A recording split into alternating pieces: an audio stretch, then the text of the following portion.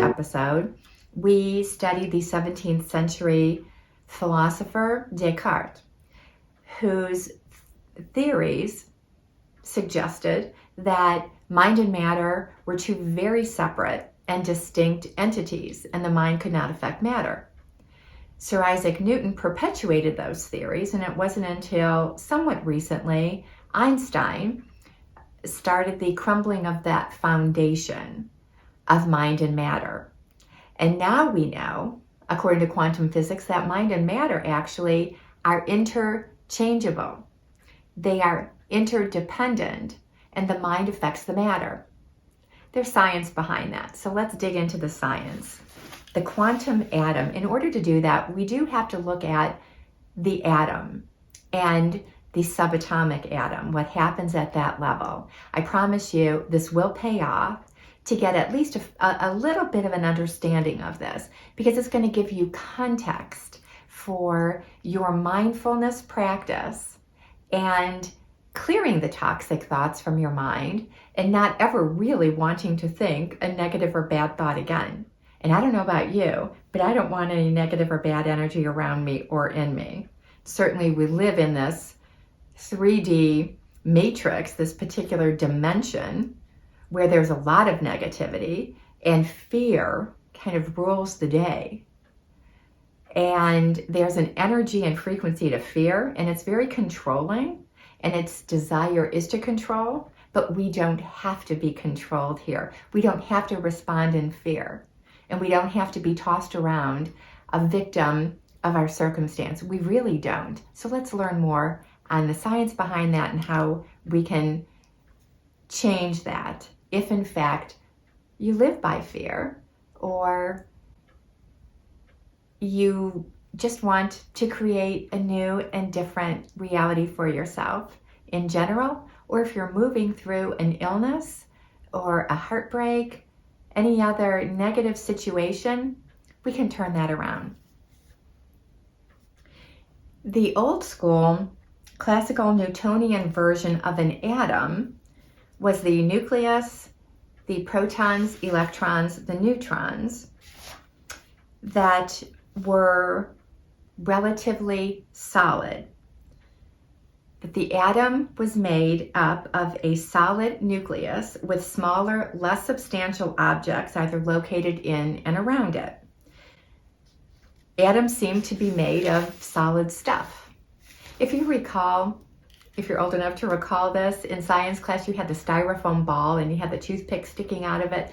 The styrofoam ball was the nucleus of the atom, and you had the electrons, the protons, and the neutrons. Do you remember that? That was seen as a solid piece of matter. Well, according to quantum physics, nothing could be further from the truth. Atoms are mostly empty space. Atoms are energy. That's crucial. Think about this. Everything in your life is not solid matter. Rather, it's all fields of energy or frequency patterns of information. And you think about that, even solid objects are energy. They're made up of atoms, and at the subatomic level, they're energy. The energy that's happening in and around that cell is always moving, whether it's a wave of energy or whether the waves are being collapsed into hard, solid objects. Think about the videos that you've seen or information that we know of that by mindful attention, someone can karate chop board, solid matter, seemingly solid matter, by the energy of their hand. They can do those remarkable things. How? By mindful attention to focusing on their energy and the energy in those hard, solid boards. It's done. It's done all the time. We accept that premise. So if we could take that premise and stretch that understanding out and that knowledge out, and what would we like to karate chop out of our lives? For me, it was a stage 4 disease diagnosis. I wanted to karate chop that through my focused intention within 5 months. As you know my story, I did that by deploying the principles in this book. Let's see how we can do it. There's a puzzle when they discovered that the atom was all energy. They discovered that the electrons of that atom would come and go. They would do a disappearing act. They would come in, they would go, they would change their physical structures, their physical presence within that atom. And so on they went to a study of what that was and why it was doing that. And they called it the collapsing wave function. And that's on page 13. It's also called the observer effect. Because what they learned is you, by being your own observer in your life, by where you put your focus, by what you choose to observe in the now moment, you can affect the electrons in your atoms, and therefore you affect what happens in your energetic field, and you affect what happens in the quantum field, or the field of possibility. On page 14, some key paragraphs here. What quantum physicists discovered was that the person observing the tiny particles that make up the atoms affects the behavior of energy and matter. Quantum experiments demonstrated that electrons exist simultaneously in an infinite array of possibilities or probabilities in an invisible field of energy. We now know that the moment the observer looks for an electron, there is a specific point in time and space when all probabilities of the electron collapse into a physical event.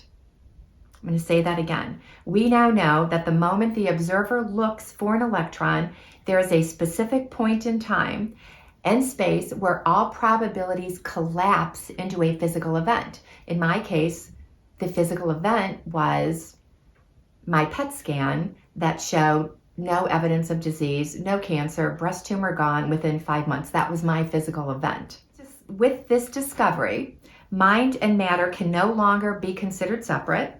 They are intrinsically related because subjective mind produces measurable changes on the objective physical world.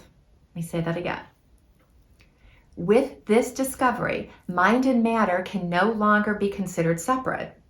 They are intrinsically related because subjective mind produces measurable changes on the objective physical world. Say that 3 times. So how would your life change if you learned to direct the observer effect and to collapse infinite waves of probability into reality that you choose? So what are you choosing? What is your ideal version of yourself? And what is it that you would like to create for yourself? You can do that by observing. Some call it prayer. Right? Prayer is a focused intention on a desired outcome. Or meditation, becoming still and thinking of nothing. Or if your practice of meditation is directing your cells into health and wholeness, there's all kinds of forms of meditation, and prayer is a form of meditation. So many of us that pray, this is really what we're doing in prayer. This is what we're doing in meditation, is seeing a desired result and moving towards that desired result. But there's more to it than just wishing it so. And we'll learn more about that in the next episode. Thanks for tuning in. See you next time.